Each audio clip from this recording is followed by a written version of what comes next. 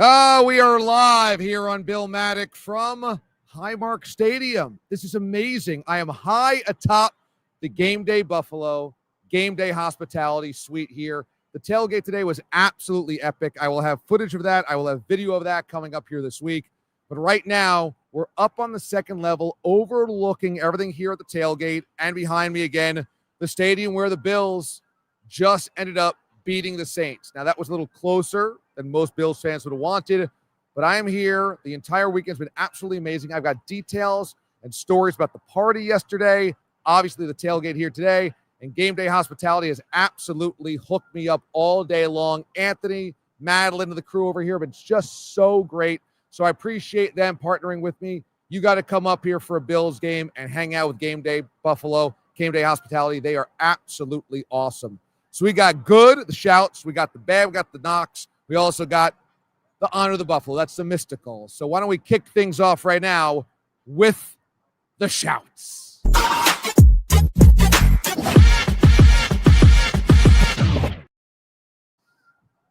So to me, today's game comes down to when it had to be done, did the Bills do it? Because those are the moments over the course of a season, if you're going to finally win a Super Bowl, you got to get it done when it absolutely matters. Now, you can't take too much from doing it or not doing it against the Saints. Because let's face it, New Orleans is one of the worst teams in football. However, there were multiple moments in the fourth quarter where they had to get a first down. The Josh Allen scramble was huge, where they had to get a stop. A couple of fourth downs against the Saints, where they had to get a sack. They had to get a negative momentum play back the other way against the Saints, and they did that. So I think if you were a Bills fan wondering, well, how do I feel about today's game? I think you feel like when push came to shove, they made the play that had to be made, which was far better than the opposite, obviously, the inverse of that. At the same time, some things need to be cleaned up, no doubt. But offensively and defensively in the fourth quarter, the Bills got done what they had to get done, and that means they moved to 4-0, and they continue this ascent atop the AFC standings because at one point on a Sunday going into week number 5, you're going to have a 1-3 Chiefs or a 1-3 Ravens. So you just want to stack as many wins as humanly possible, no matter what it looked like. I just think also James Cook plays the position the way you want him to play it. He's a guy that breaks tackles at the initial point of contact. He's a guy that makes effort yards possible. He's got breakaway speed for big plays. He also knows how to slither through a line and knows for the goal line. I was sitting in the upper deck actually today, section 332. This ended up being one of the toughest tickets of the entire season. I'll explain coming up here. So we ended up sitting in 332, which is great because we were amongst all the classic, Bills fans, hardcores. And one of the mentions, one of the slogans when we were up there was, he's worth every penny. He's worth every penny. I thought, well put. James Cook just continues to deliver the goods. He's worth the big extension that he got. Some people might blink. Some people might sniff at a running back getting all that money. But Cook has proven time and time again, he's the right kind of Bill. He's the right kind of player for this team. I also thought, much like last week, which is a little bit also like the Jets game, too close early, but late in the game, when the defense had to make a big play, they did so. Bosa was in a couple of plays, rushing the passer. You want to see that. And just that defensive line, again, when they had to get there, did get there, which is so crucial in the AFC. And Josh is just Josh. And in terms of an individual player that separates the Bills or the team that he plays on from everybody else, Josh is in that category. He continues to show that. Again, you probably want a more explosive offensive day, but it comes down to you have to get a first down. Can he get it? Of course. How many different ways that he gets it? Of course. How many different ways can he beat you? Of course. You got to make him one of the MVPs or one of the bright spots of a day that was, again, a little too tight for the final score being what it was. But so that was, to me, the big shouts. Also, let me just explain how this tailgate ended up happening. We came up here last year with Gameday Hospitality, Gameday Buffalo. They loved it. We did a great series, great video series, asking Bills fans how they were doing, having some fun, man on the street stuff. And they were like, let's run that back. Let's do it again. So Santo Tequila and I teamed up on it this year. So Santo had a big activation here. We gave everybody Santo shots, Santo drinks, etc. And let me tell you, you walk around, and I was doing this, with a platter of Santo Tequila shots for free at a tailgate of Bills fans on a 78-degree afternoon in Buffalo. We raced through 2 bottles of tequila, and I probably could have raced through 3 more. It was unbelievable. People were looking at me, saucers in their eyes. It was like Mike Singletary at the line. They were ravenous. I'm like, wow, this is a group that appreciates their Santo Tequila. So that was great. And the hospitality here was awesome. I saw so many great jerseys tonight. I saw so many great jerseys throughout the day, so many great people. It's such a good vibe. Obviously, the Bills are really good, but they always just bring very Midwestern sensibility to a great party.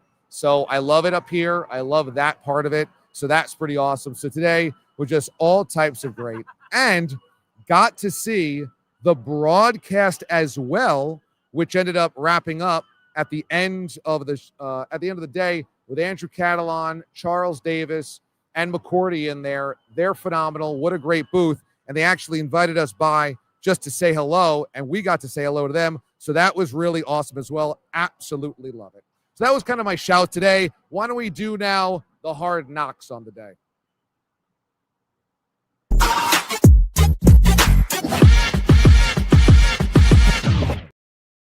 All right, so the knocks today were obvious. It's just too close of a game when you have a 15 or 16-point favorite. It should not come down to a final drive. I thought you saw some sloppy tackling early.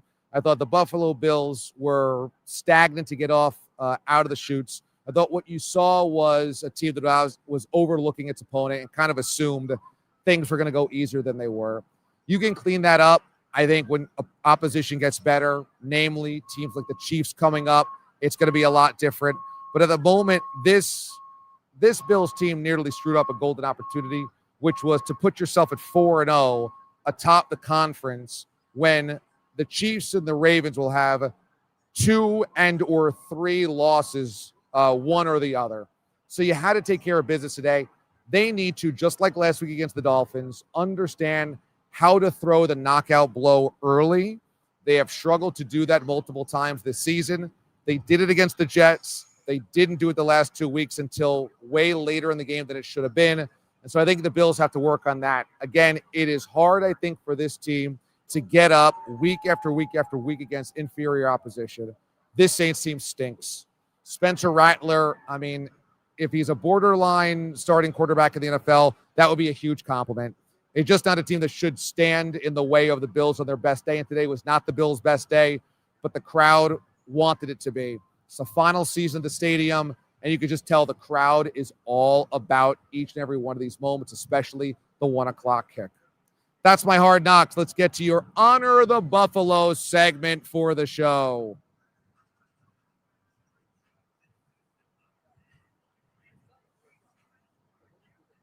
We got to honor the Buffalo. We need that big Buffalo.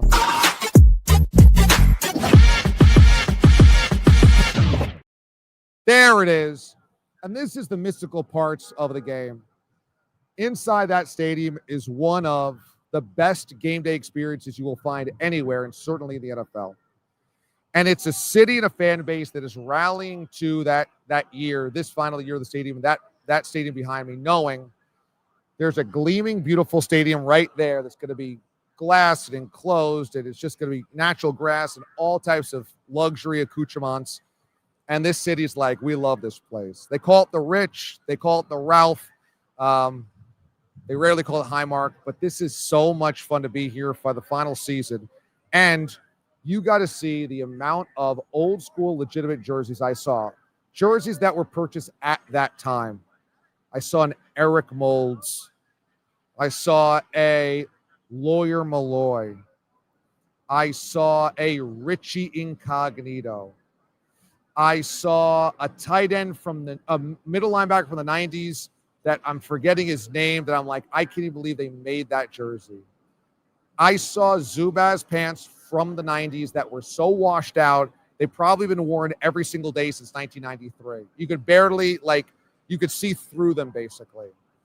Women, children, adults, men, grandparents, everybody is here. And it is just such a good vibe.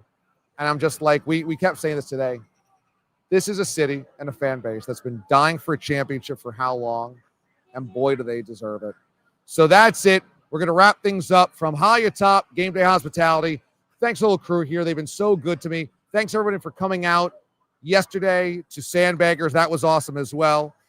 We just had such great loyalty, passion. I ended up spending a good chunk of change on free beer and free alcohol for everybody at the bar yesterday as a thank you for 2 years of SiriusXM, but it was incredibly worth it. It was just so worth it. We had such a good time and such good vibes.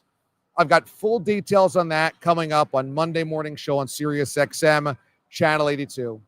Thanks to Jack Knight, your executive producer today here on the program. Thanks to the whole crew at Gameday Hospitality. We'll see you next time for Bill Matic.